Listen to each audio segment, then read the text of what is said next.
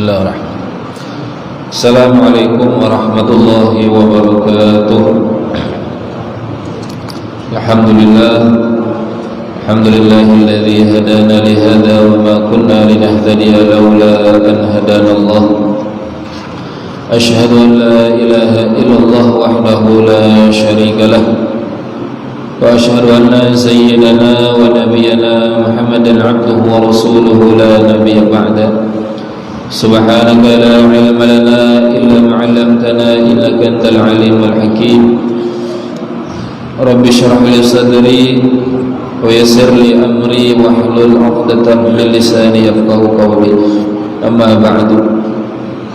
Para jemaah yang dimuliakan Allah, alhamdulillah kita bersyukur kepada Allah Subhanahu wa taala yang telah memberikan kita nikmat, mulai dari nikmat kesehatan, nikmat umur, nikmat rezeki, nikmat ilmu, dan nikmat yang paling besar yang Allah berikan kepada kita semua sampai saat ini adalah nikmat keimanan dan ketakwaan kepada Allah Subhanahu wa taala. Mudah-mudahan keimanan dan ketakwaan yang ada pada diri kita ini selalu bertambah hingga akhir hayat kita nanti, dan keimanan serta ketakwaan yang ada pada diri kita ini menghantarkan kita kembali dalam keadaan selamat dunia akhirat. Amin ya rabbal alamin.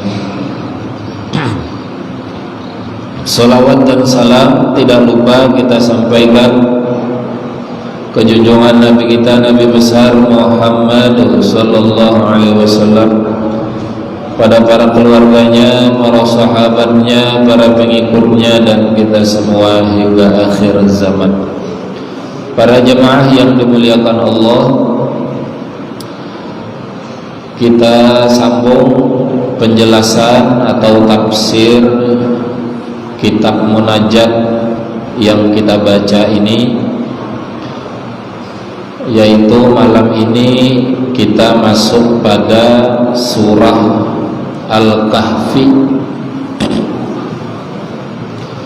Alhamdulillahilladzi anzala ala 'abdihil kitaba wa lam yaj'al lahu 'iwaja. Itu di situ mulainya surah Al-Kahfi.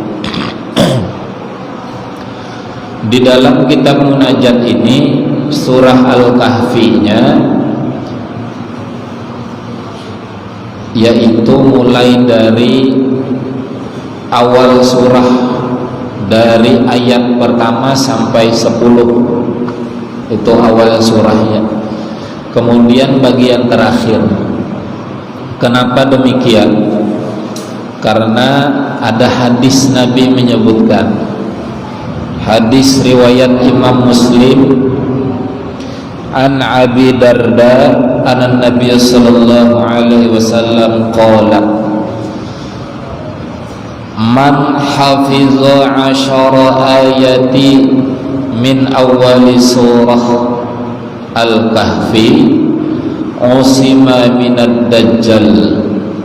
Kata Nabi, barang siapa yang hafal 10 ayat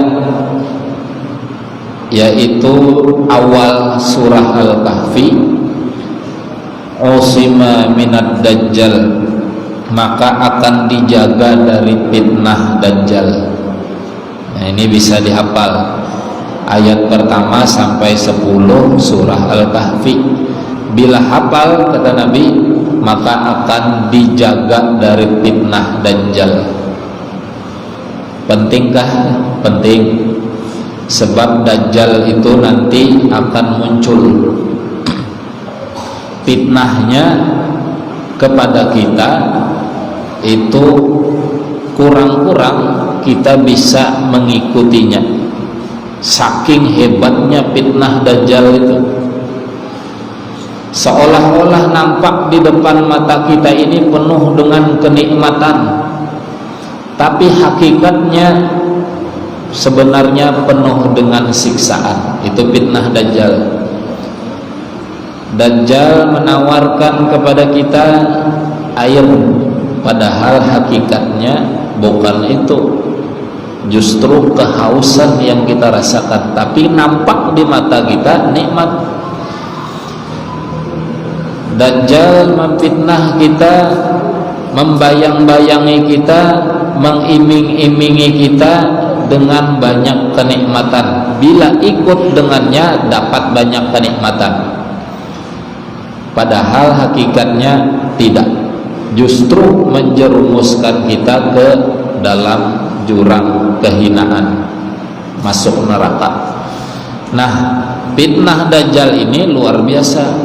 Kita ini yang namanya nikmat pasti hendak, pasti mau. Hidup ini kalau tidak nikmat susah. Maka begitu Dajjal datang menawarkan nikmat, oh kebanyakan kita pasti mau, padahal hakikatnya tidak. Nah, kata Nabi, bila hafal 10 ayat pertama surah Al-Kahfi, maka dijaga oleh Allah dari fitnah Dajjal itu. Kemudian hadis Nabi yang lain, an Sahl bin Mu'adz an abihi an Rasulillah sallallahu alaihi wasallam annahu qala man qara'a awwala suratil kahfi wa akhiraha, barang siapa yang membaca surah Al-Kahfi awal dan terakhirnya,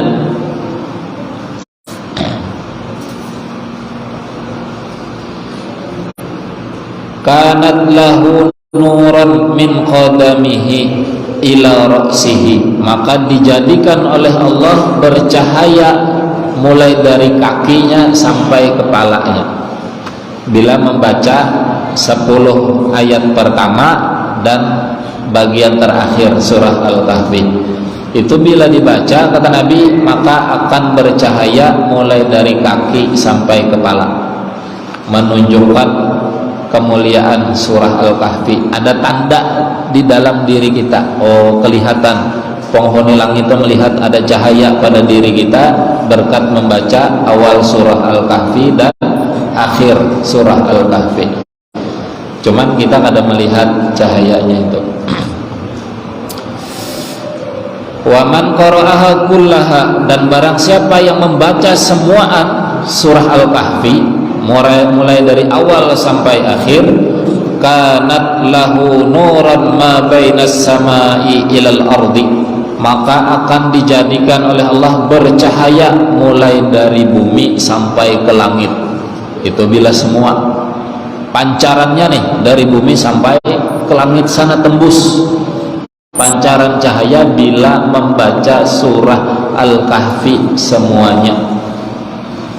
Nah, bila ada yang rajin mengamalkan itu, umpamanya di rumah baca surah Al-Kahfi, itu cahayanya tembus dari bumi sampai ke langit.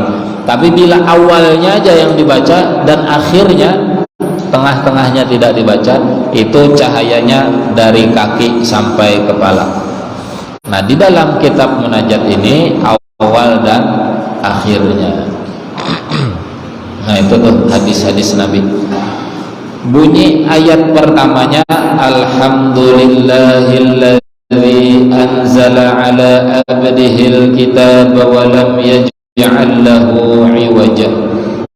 Alhamdulillah, segala puji bagi Allah. Artinya semua pujian itu hanya milik Allah. Apapun puji-pujian itu hakikatnya milik Allah. Kita dipuji orang, sebenarnya orang itu hakikatnya memuji Allah. Kenapa? Karena Allah yang meminjamkan pujian itu kepada kita. Kita dibilang orang bahwa kita ini orang baik. Baiknya si Anu itu, hakikatnya orang memuji si Anu itu baik, padahal padahal dia hakikatnya memuji Allah. Kenapa? Karena Allah meminjamkan kebaikan pada si Anu itu. Hakikatnya Allah memuji manusia pun hakikatnya Allah memuji dirinya sendiri. Allah memuji Nabi di Al-Quran, hakikatnya Allah memuji dirinya sendiri. Kenapa? Karena semua pujian itu adalah milik Allah Subhanahu wa ta'ala. Nah, Allah yang memiliki semua pujian ini anzala ala abdihil kitab, menurunkan kepada hambanya yaitu Nabi Muhammad Alkitab, Al-Quran. Jadi di awal ini disebut segala puji bagi Allah yang telah menurunkan kepada hambanya Alkitab, Al-Quran.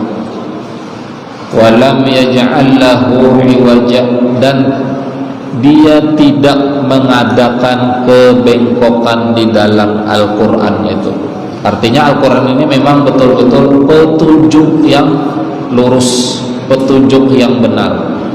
Sumbernya Al-Quran dari Allah diturunkan kepada hambanya yaitu Nabi Muhammad sallallahu alaihi wasallam. Sebagian besar ulama menyebutkan turunnya Al-Quran itu pada bulan Ramadan tanggal 17 Ramadan. Karena bila bulan puasa itu ada peringatan nuzulul Quran 17 Ramadan. Syahrul Ramadan alladzi unzila fihi al-Quran. Nah, bulan Ramadan itu adalah bulan pertama kali diturunkannya Al-Quran. Lalu di hadis Nabi lagi harinya disebut oleh Nabi, yaitu hari Senin turunnya Al-Quran pertama kali.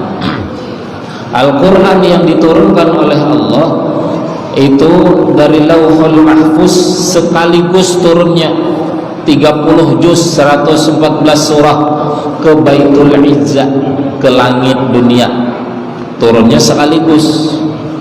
Kemudian dari Baitul Izzah turun melalui malaikat Jibril menyampaikan kepada Nabi Muhammad, itu berangsur-angsur turunnya. Jadi ada sekurang-kurangnya 2 kali turun Al-Quran. Satu sekaligus semua dari Lauhul Mahfuz ke Baitul Izzah. Kemudian yang kedua turunnya berangsur-angsur dari Baitul Izzah ke Nabi kita Muhammad sallallahu alaihi wasallam. Nah, di dalam surah Al-Kahfi ini disebutkan Allah menurunkan Al-Quran kepada hambanya yaitu Nabi Muhammad sallallahu alaihi wasallam. Seolah-olah ayat ini berkata karena Al-Quran diturunkan kepada Nabi Muhammad sebagai petunjuk kita, maka kita ini harus memuji Allah, harus bersyukur kepada Allah yang sudah menurunkan Al-Quran. Qayyiman liyundhira ba'san syadidan min ladunhu wa yubashshiral mu'minin. Al-Quran yang diturunkan itu sebagai bimbingan yang lurus. Qayyiman, bimbingan yang lurus. Liyundhira ba'san syadidan, dan untuk memperingatkan siksaan yang sangat pedih kepada siapa? Kepada orang yang tidak beriman kepada Allah. Qayyiman liyundhira ba'san syadidan min ladunhu wa yubashshiral mu'minin, dan memberi kabar gembira kepada orang-orang beriman. Jadi Al-Quran itu 2 fungsi. Satu, memberikan peringatan kepada orang yang tidak beriman bahwa siksa Allah sangat pedih. Yang kedua, memberikan kabar gembira untuk orang yang beriman. 2 itu. Yang namanya peringatan ada yang tertulis, ada yang berdasarkan pengalaman. Biasanya dah, misalnya motor, sepeda motor bila hanyar nukar itu ada buku petunjuk. Di dalam buku petunjuknya ada peringatan Satu, menggunakan motor itu misalnya harus ganti oli secara berkala. Aturannya tuh yang secara tertulis, gunakan bahan bakar yang sesuai. Itu kalau aturannya yang tertulis macam-macam di situ disebutkan. Ada juga peringatannya berdasarkan pengalaman naik motor tuh. Orang dahulu tuh bila hanyar nukar motor, jangan langsung beboncengan, hujan. Itu berdasarkan pengalaman. Di bukunya tuh ada dapat tulisannya, bila hanyar nukar jangan beboncengan dahulu, tunggu 100 kilo hanyar boleh beboncengan. Pengalaman di bukunya tidak betulisan itu. Artinya apa? Peringatannya ada dua, ada yang tertulis, ada yang berdasarkan pengalaman. Kenapa kada boleh beboncengan hanyar nukar? Takajut motornya aja barat langsung kena. Pengalaman tuh. Jadi ada kisah abahnya dengan anak bepander. Nak jar yang abah, tanah kita di darat tuh ada dua, satu kita jual, satu dijual duitnya gasan modal nukar bibit sawit kita tukar, kita tanamkan di tanah kita yang satunya. Kena nakai hasil dari sawit nih kawan nukar motor kita, ujar abahnya. Nukar motor hanyar kita, pokoknya wayah ini kita maharit aja dulu. Cuma jar abahnya, bila kena sudah nukar motor hanyar, abah dululah yang memakainya. Sebab ujar orang bila motor hanyar kada boleh beboncengan, paksa ikam tinggal dulu nakai. Ujar anak, kada ulun umpat, ngarannya motor hanyar ulun hendak umpat, kada boleh.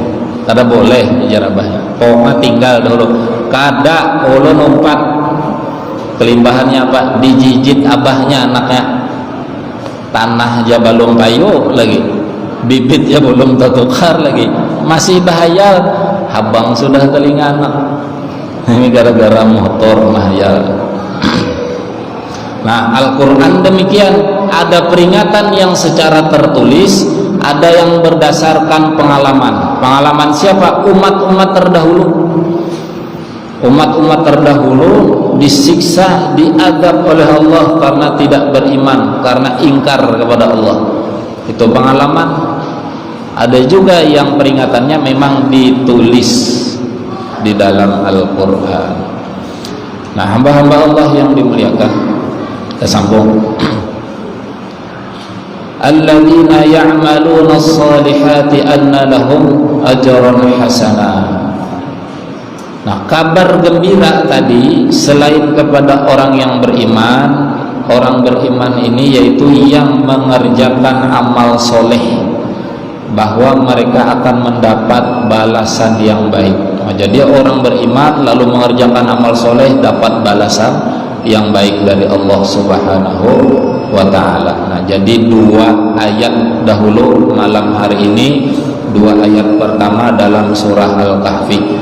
Kemudian ini ada undangan, ulun membacakan undangan Isra Mi'raj hari Senin malam Selasa depan ya, tanggal 13 Februari di masjid depan Panti Asuhan Bahagia.